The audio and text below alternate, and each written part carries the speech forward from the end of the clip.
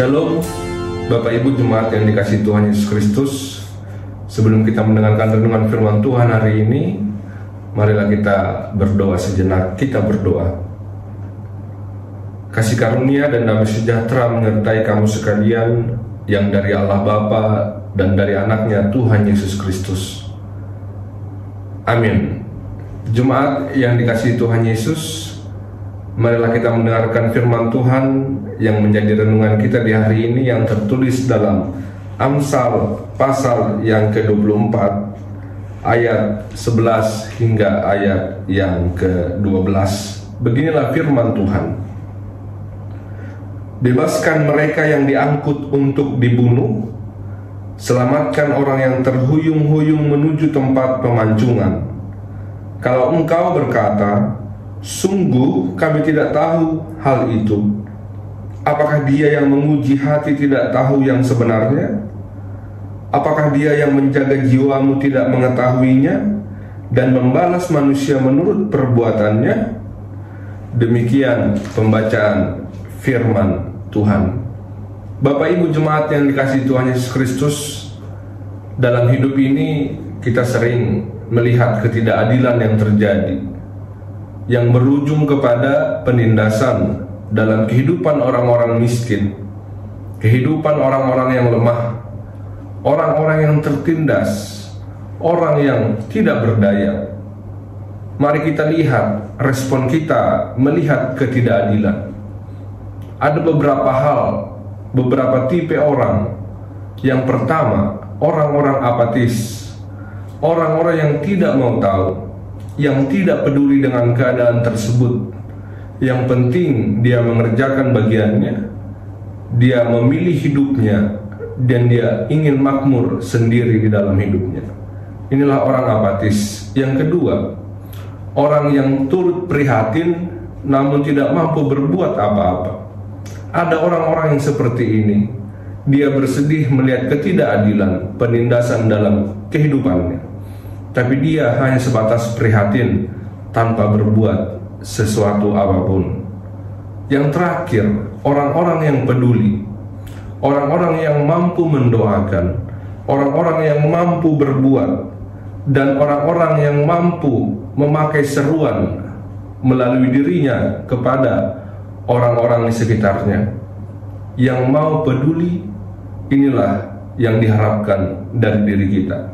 Bapak Ibu Jemaat yang dikasihi Tuhan Yesus Kristus, firman Tuhan hari ini mengajak, ternyata ada tanggung jawab dan kewajiban bagi kita orang percaya, bagi kita orang yang telah dipilih Allah, untuk mampu melihat kehidupan orang lain, melihat ketidakadilan dengan membantu, dengan memilih untuk peduli kepada sesama kita.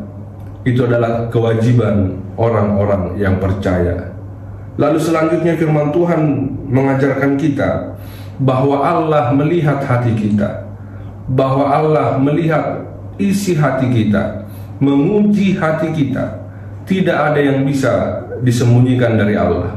Oleh karena itu, ketika Tuhan memberikan hikmat yang dari Allah, maka kita harus memiliki tanggung jawab untuk memelihara kehidupan sesama, untuk membantu kehidupan sesama. Dan ketika kita tidak lakukan itu, maka Allah akan menghukum kita, akan menghakimi kita. Tidak ada alasan yang bisa tersembunyi di hadapan Allah. Firman Tuhan juga mengajarkan kepada kita bagaimana kita membangun kehidupan ini. Bapak Ibu Jemaat yang dikasihi Tuhan, Amsal memiliki banyak tujuan di dalam kehidupan orang percaya. Bagaimana kita mengetahui hikmat dan didikan, mengerti kata-kata yang bermakna, menerima didikan yang menjadikan pandai, serta kebenaran, keadilan, dan kejujuran untuk memberikan kecerdasan dalam hidup orang percaya. Oleh karena itu kita diajak bagaimana kita membangun kehidupan yang lebih baik. Bagaimana sebagai orang percaya kita menguji seluruh kehidupan kita dan melakukan seluruh kehidupan ini lewat hal-hal yang berguna bagi diri kita, bagi keluarga kita, bagi sesama, bagi gereja.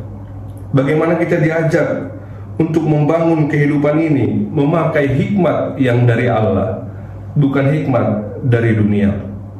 Mari memiliki tanggung jawab, kewajiban untuk peduli kepada sesama. Kita tidak boleh memiliki alasan-alasan yang tidak baik dalam hidup untuk tidak membantu orang lain. Tapi mari maknai kehidupan ini agar bermakna, agar memiliki kehidupan yang membangun dalam hidup. Tuhan memberkati kita melakukan firman-Nya. Amin, kita berdoa. Kami bersyukur Tuhan untuk firman yang telah kami dengar di hari ini, yang menguatkan kami untuk melakukan aktivitas kami di hari ini. Kami percaya firman-Mu berbuah, dan kami akan melakukannya dan menghidupinya dalam kehidupan kami, untuk memiliki tugas, tanggung jawab, kewajiban dalam hidup ini, sebagai orang-orang yang peduli, yang mau membantu orang lain, yang mau membantu orang-orang yang lemah dan tidak berdaya di dalam kehidupan kami. Allah Bapa kami berdoa Tuhan untuk setiap pekerjaan kami, keluarga kami, sekitar kami.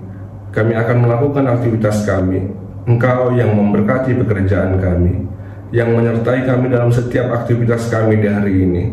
Biarlah lewat seluruh langkah dan hidup kami hanya untuk kemuliaan nama-Mu. Kami berdoa Tuhan untuk setiap anak-anak, Engkau yang memberikan hikmat kebijaksanaan kepada mereka dalam proses studi pembelajaran mereka. Kami berdoa untuk jemaat-Mu yang sedang sakit, Engkau yang memulihkan mereka Tuhan, yang memberikan yang terbaik kepada mereka, yang menguatkan mereka oleh Roh-Mu, Roh Kudus yang menyertai hidup mereka.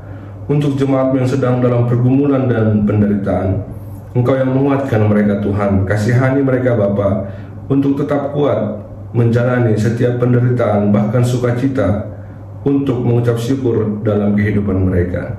Kami serahkan tubuh jiwa roh kami hanya ke dalam tangan pengasihan-Mu Tuhan, hari ini, esok, hingga selama-lamanya. Ampuni kami Bapa dalam setiap pelanggaran kami kepada sesama, terlebih kepadamu. Di dalam Kristus Yesus kami berdoa dan mengucap syukur. Amin. Shalom Bapak Ibu, Tuhan Yesus memberkati kita di hari ini. Horas.